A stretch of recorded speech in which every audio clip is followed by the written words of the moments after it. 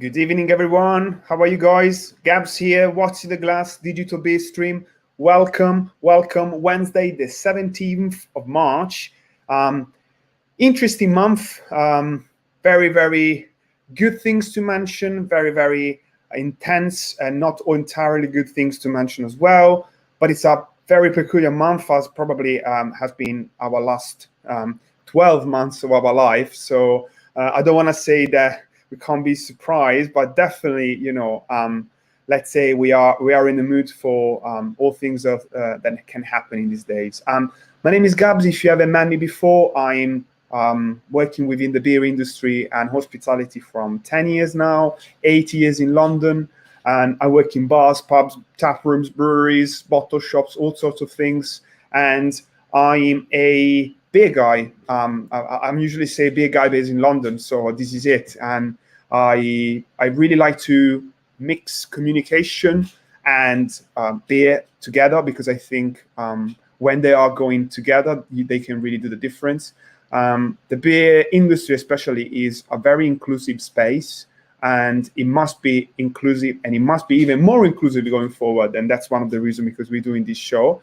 And definitely I'm focused with the London scene mostly, but I'm super happy to explore other areas of the UK, other areas of Europe and the world as well. We managed to do digital beer streams since last summer.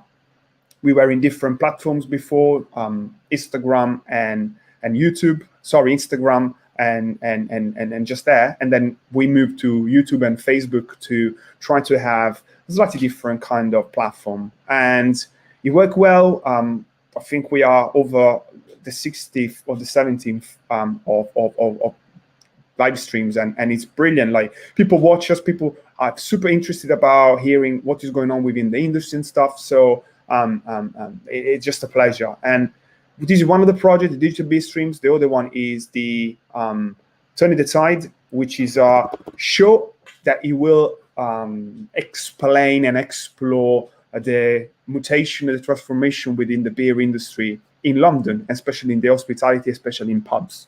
So stay tuned. You're going to see a lot going on in the next weeks. And I'm always very interested to hear about different experiences, as I said, around the UK. And when I realized that we were going to run an entire month dedicated to the women within the industry, we thought that it could have been super interesting to realize if there would have been opportunities to jump into the areas of the UK as well. And one of these is definitely Yorkshire. I've been in their part of the world a few times. I personally like Leeds, I personally like other areas, but I honestly I realize all the time what is going on in there. And Women on Tap and Rachel came out almost immediately when we were going to spend this month for this kind of,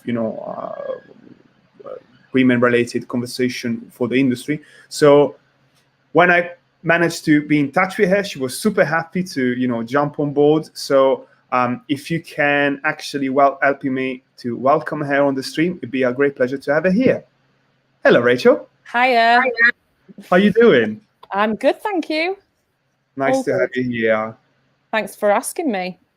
Brilliant. How was your day so far? It was not bad. We've had the sun shining in Yorkshire, so there's no complaints. It's been a rare thing over these last few months, and very welcomed. Don't tell me. I every single day I see London shining a bit. I can see a bit of hope at the end of all of that happened so far. Let me put it this way. Yeah, absolutely. We were chatting before about what happened within the industry and what happened recently as well, and then we realize there is a need to talk, and I need to understand a couple of things. I normally ask to the guests if they are happy to introduce themselves and tell the audience a bit more about what they're doing and the projects they're looking after. So please, if you can introduce yourself and what you're doing, Rachel. Yeah, sure. As has already been said, I'm based up in Yorkshire. I've got sort of a few different hats that I wear. I'm a marketing communications consultant, and I run my own agency, which some might say was a bit of a step too far. I actually launched that last year in the middle of all of the chaos of the world. And I also founded Women on Tap back in 2017, and I am a director of that company. We are an incorporated company. We're a community interest company. And yeah, we run annual beer festivals around equality issues and just championing excellent beer, excellent people. And we try and put a spotlight on some really key issues that need to be tackled and talked about, and kind of shine a light on some key people that perhaps aren't your usual people that you see pop up everywhere kind of in the beer industry. And you just mentioned something very interesting, which is important topic, and things and probably the industry must discuss about. May I ask you if you can give me a couple of examples of them? Oh, I think there's so many, really. Even just talking about sexism as a word is something that people kind of are terrified by sometimes. I know I've tweeted about a number of things where I've read an article where it's brought out some really quite shocking facts and statistics. And you kind of go, why? How is this still the case in this, this year? Why are we here? And then you tweet an opinion about that, and you kind of use these kind of, confrontational words, I guess, around sexism, and and a lot of people still run a mile. They're still a bit scared to talk about it. They're a bit scared to kind of address what that means, whether it is actually what they are, or how should they behave, what should they say, and it makes it quite difficult to tackle sometimes because of that. Okay, and I've always been very curious. Actually, first of all, I don't want to missing the opportunity to do a virtual cheers with you. What are you having right now? I've got at the moment Sawtooth by Roosters. Nice. I'll show you. I went for something London made. Is peach and honey saison from a brewery in Walthamstow, North East London, called Exhale. Actually made for International Women's Day. So lovely. An extra reason. Cheers with you. Cheers.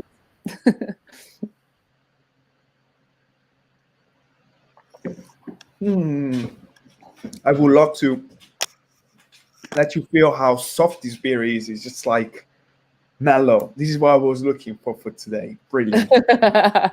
and you mentioned something which is crucial, super important, and something that I realized reading articles as well. There is one that just came out today from Burum, a collective, talking about pubs and women in pub, the relations that women have with pubs, and not necessarily if they work there, but also as frequenters. How do you feel in a pub yourself normally? Well, it's really unusual, I guess, for many people. I've always felt really, really comfortable in pubs. Like, it's kind of why I have, always sort of championed pubs and gone on and on and on about how great and important they are to communities. I always feel super comfortable. I'll sit in a pub on my own at the bar, and it's just something I've always done. But I completely acknowledge that isn't everyone, and lots of particularly women have had horrible experiences in pubs, which, to be honest, has completely switched them off. Ever having that confidence to just walk in and feel like they belong in that space. Yeah, absolutely. Well, but again, it's because normally, historically, the pub has always been like the place where men used to go, or is because normally and classically, like, women are attracted to beer, or wearing attracted to beer? Like, is it something more related to the British pub culture, you think beer in general is a bit like that? I think it's a combination of a number of things. I think it is partly to do with the fact that, yes, pubs were kind of always seen as somewhere that men went to be with other men, you know, to escape the chores of life and all of this, and kind of the post-work pint. But also, you know, we've got to still continue to acknowledge the fact that beer has been marketed for and to men for a very long time. And then a lot of marketing beer to women has completely misfired and has actually had a really negative effect on women that otherwise love beer or want to get into beer. And they're just left kind of confused by, you know, what the heck is this pink beer, or, you know, whatever it is. But yeah, I think it is a combination of things that's made a lot of women feel excluded from pubs and from beer spaces.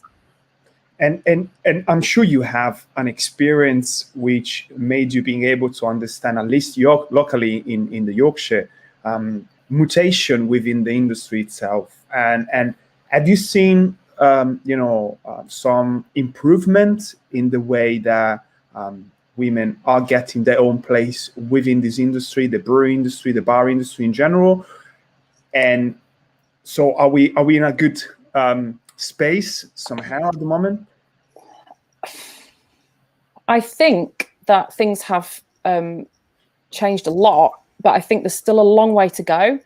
And I think that women have got to the place in beer where they are right now through so much hard work and fighting and constant pecking away and making a point and desperately trying to find a voice and a profile.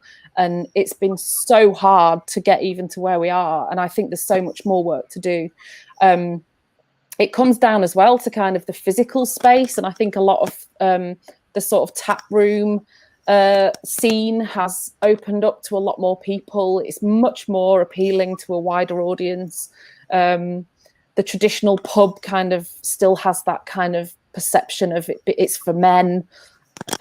So yeah, it's evolving all the time, the scene, I think, and certainly alongside kind of the craft beer movement, there's been a shift. But there's still a long way to go. And I feel like we can't kind of drop our work in the areas of, you know, pushing forward the importance of women in beer and the both working in and also as consumers, as beer drinkers.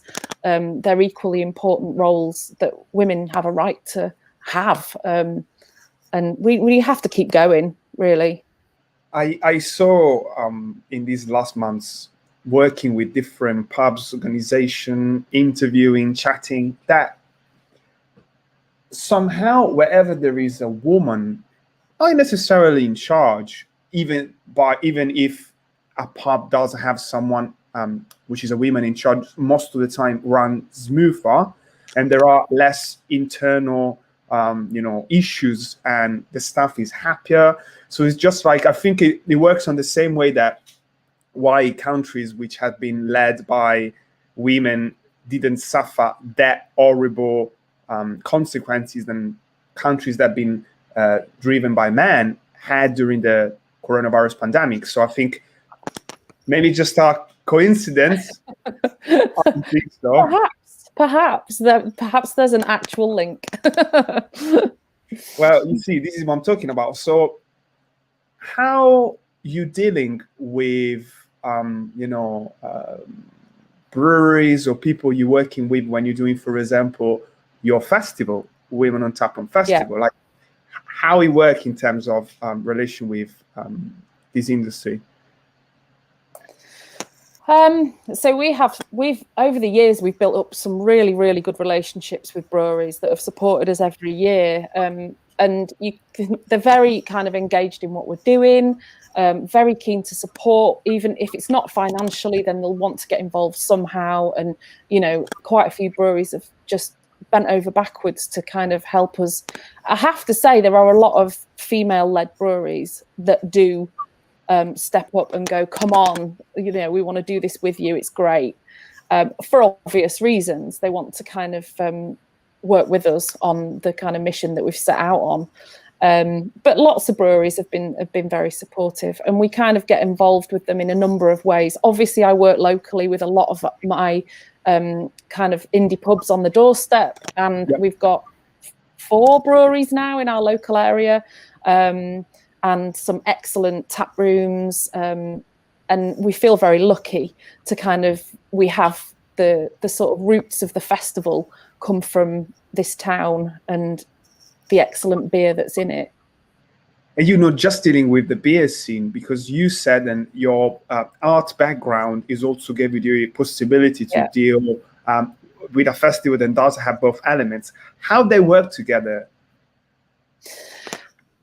Well, I've kind of always been interested in both and have always kind of worked in both in some way. And I think there's just such an overlap.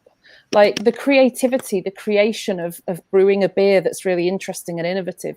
It is a piece of art to me. And I just think that they, you know, you think of pubs themselves are kind of creative spaces. You often get like gigs in pubs and, you know, art hanging on the walls, and there's just such an overlap, and they naturally fit together to me. And if you like, pubs are kind of theatres and music halls, and, you know, they're all of these things, and that's what I think is great about them.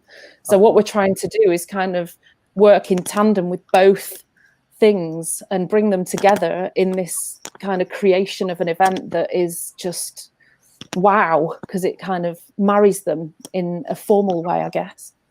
And how have you managed to deal with the organization of the festival itself, given all that happened? Because, you know, I think along to the hospitality industry, one of them has been the most impact. It was actually the one related to festivals and you know, all the events. What did you do? So as we kind of watched last year, the whole world falling apart around us, and event after event get cancelled, I kind of like just took a bit of a back step, and I thought, hang on, I'm just going to kind of process this a little bit. The festival historically has been based in local pubs and has been very much kind of, you know, based in Harrogate, where I live, and working with the people I know and love. So this was quite a shift for us. I was kind of thinking, how can we make this happen still, but without obviously any of these spaces open? Like, this is an absolute mind-blowing way of thinking.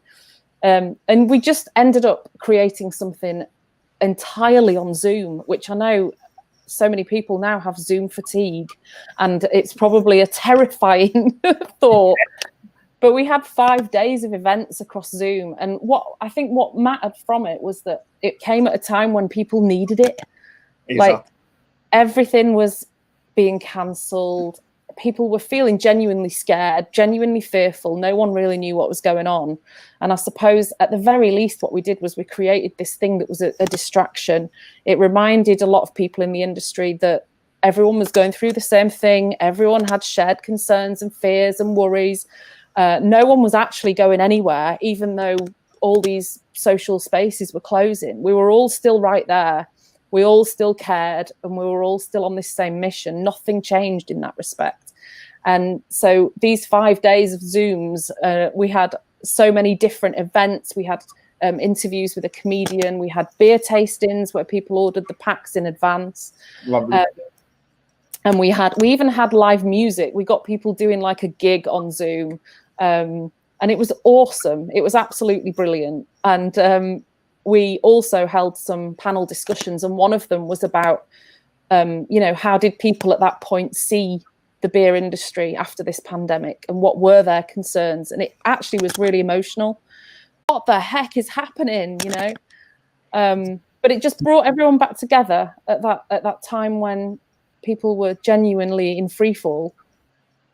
Do you remember any of the solutions or, you know, evolutions of the industry that someone thought about on that special occasion, like that you want to mention? It was less about practicalities, I guess, and more about the fact that everyone just acknowledged the importance of working together of kind of supporting each other, and that would become more important now than ever. And I think that comment still stands very much today. It's just become, if anything, the most important part of how we move forward now. Absolutely. Yeah, for sure. And, arriving to the point that I want to ask you how we can help you. You mentioned before then, Women on Tap is a community interest company.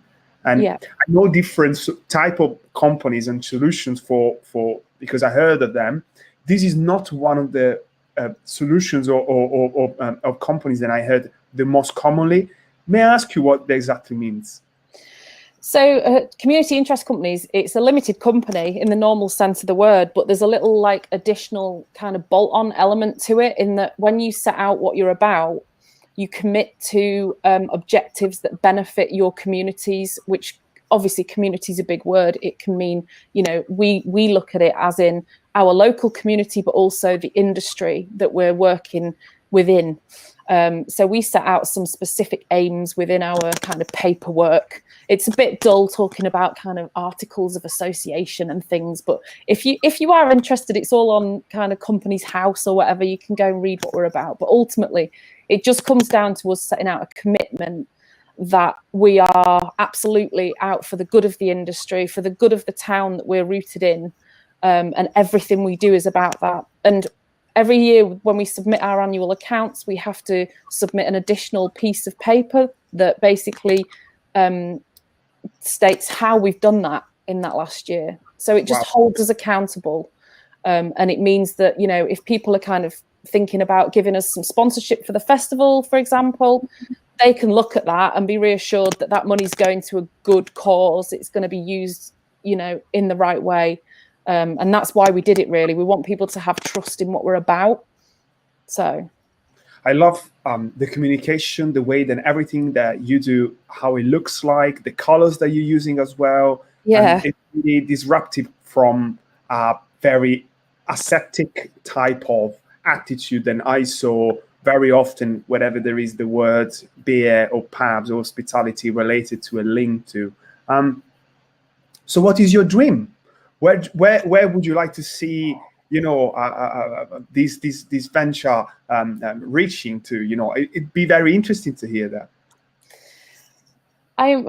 I mean, obviously, Women on Tap started as a little bit of a sideline project. It was a little bit of a let's do this and see what happens, and it was so well received. It was incredible, and there's so much to talk about, so much to tackle, and there's so much that we can do. But it's still quite a sideline project, and every year we're kind of on the back foot trying to scramble together some funding to try and deliver some things.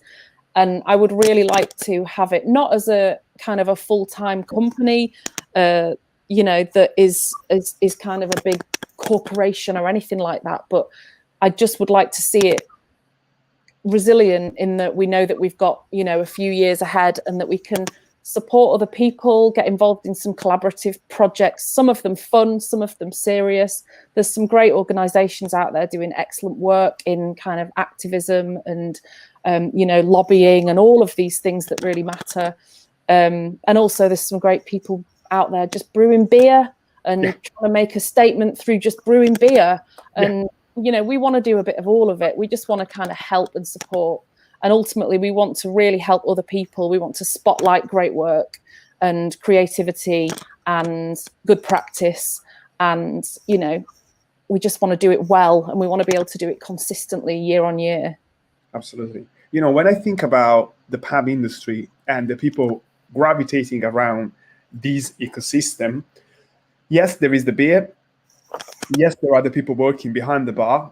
But in the biggest and more expansive term of what a pub or what the industry does represent for the community, there are the comedians, there are the cleaners, there are the people then working in supplying goods and elements and products that are necessarily for the industry itself, and probably all of the people that we never mention and actually represented a 50% of the chunk of the world that has been affected by a lack of hospitality as well. So it's beautiful to hear that you can actually put something in place which could help the industry. And like, is it easy to approaching you and understand and exploring opportunities of supporting Women on Tap? Just an email? What was necessary actually?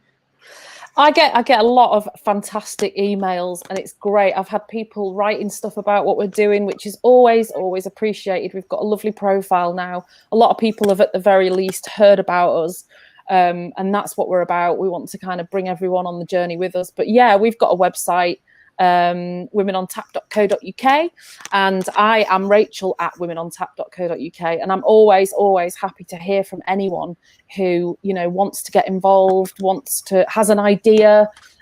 We are just hopefully starting to program for this year's event, which is a combination of virtual experiences, digital content, which we're hoping we're going to do some commissions and pay people to respond to certain themes that we're going to set out, and fingers crossed some live events as well.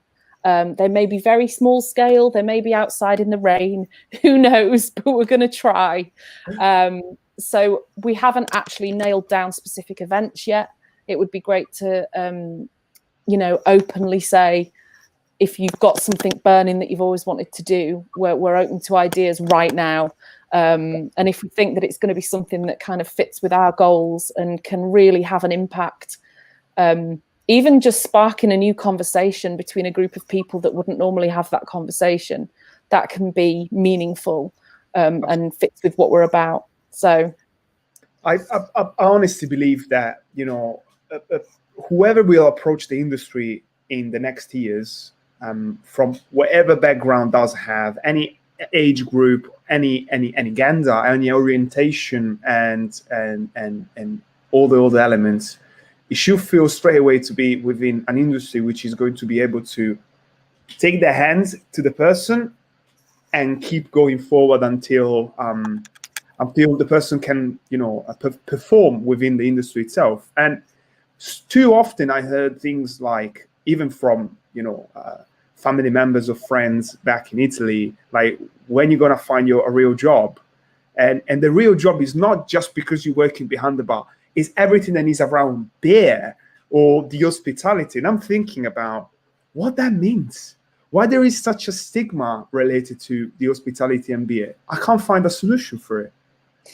And again, it's similar in the arts as well. I've heard that a lot. I worked as head of communications at our local theatre for 5 years, and I had quite a few people that I used to work alongside going, oh, you know, there isn't such a thing as a real job in the arts. And you kind of go, hang on, what?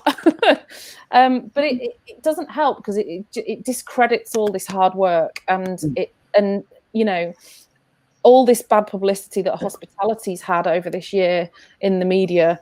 That's what then happens, is that's the result of people discrediting what it's about. And, you know, the amount of times I've tweeted things about how hospitality workers are absolute specialists, they're experts, they are brilliant.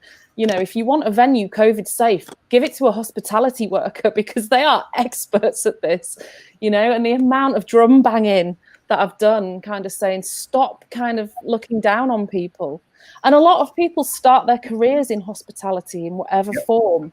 Like, that can't be ignored. It's a basis for a lot of excellent work and fantastic careers. And it drives me mad when people kind of say that about the arts and hospitality. It's just like, these are the things that everyone wants. What's everyone missed over lockdowns? It's the arts and hospitality. And these are the things that they're going to fix the world, these things. They're going to make us all feel well again. So stop it. I have a recurrent dream, which is me walking into the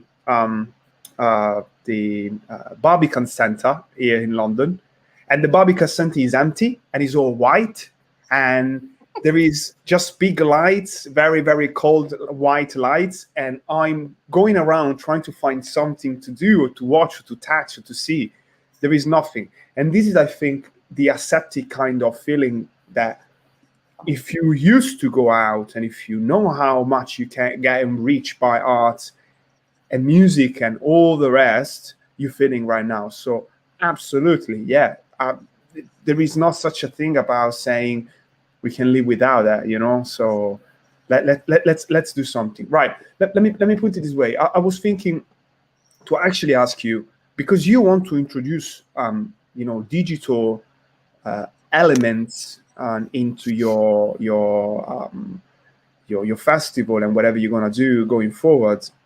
Do you actually see the digital being part of our reality even after the lockdown restrictions are getting looser, or we're gonna go, we'll end up to completely forget about all the digital, all these platforms from a day to another day? Well, I talked about Zoom fatigue earlier, which I think is genuinely a thing. But, maybe we just need a little break and then we'll come back to it. But no, I think it will. I think what's happened is that people have had their eyes open to a lot of opportunity by building digital into what they do, rather than having it as an either or. Like, we don't want it as an either or. I want to go to the pub and also then maybe do a virtual pub or a tasting. As part of the festival last year, we did a brewery tour, and it was a brewery that, duration, I'd probably never get there. It's miles away. Do you know what I mean? But it was great to be able to do that.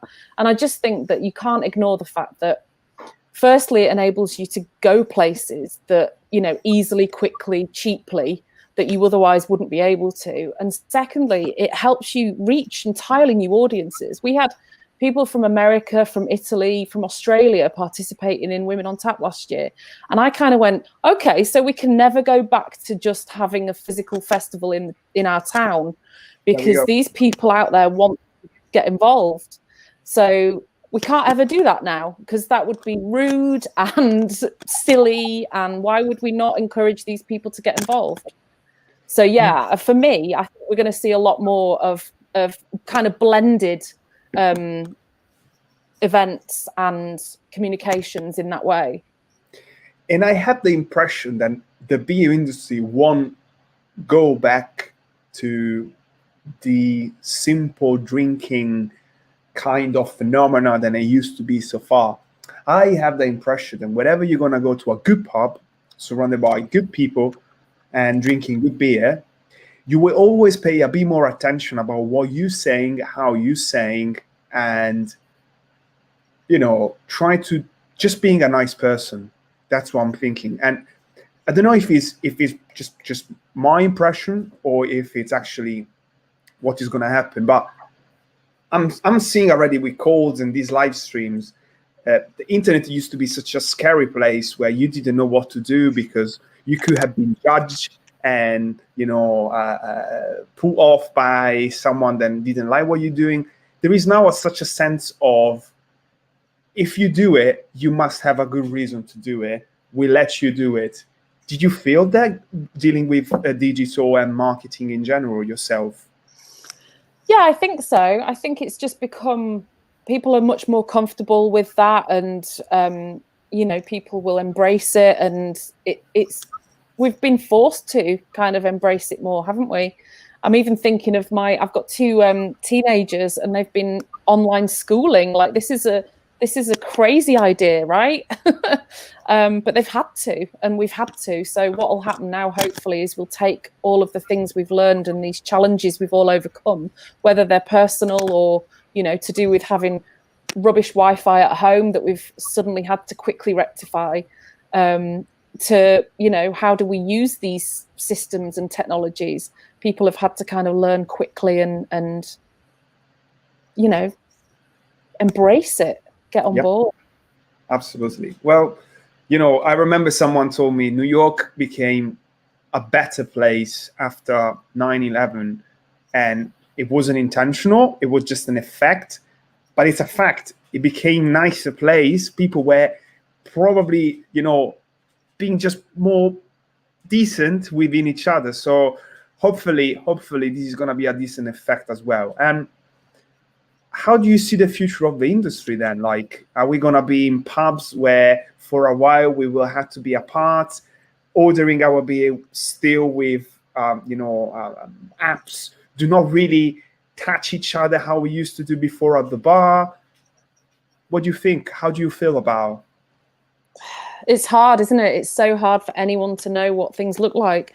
The thought of like, there's certain local pubs I think of where, you know, you go in at Christmas and everyone you know is in there and the place is absolutely packed and there's such a buzz and there's like 3 deep at the bar, but it doesn't matter because you know the guys behind the bar and everyone gets served and everyone's cool.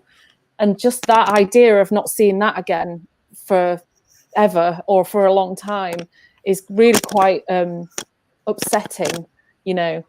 I do hope that we can return to that. I think that we've all learned a new way, haven't we, this year, like through the summer, going out to the local pubs and, you know, doing what we need to do and chatting to the staff and trying to keep supporting. I hope that it does relax fairly quickly so that we can, the main thing for me is that a lot of pub owners are frustrated because they've built these independent spaces that were never designed to do what they're doing right now, whether that's serving meals, whether that's table service. You know, we've got a pub in Harrogate called the Disappearing Chin. That's a story for another day. Oh, wow. But they basically took this retail unit and they built in it this massive bar in the centre. And the idea is that, you know, all these strangers sit around it and talk to each other. And the whole centerpiece of this space is this bar, and it's fantastic. And they, at the moment, are like, they've put big screens up and they hate it because it just goes against everything that was their dream that they've kind of got so close to building. So mainly for the owners that have built these kind of beautiful things that were in their dreams when they were younger, I want them to have that back, really.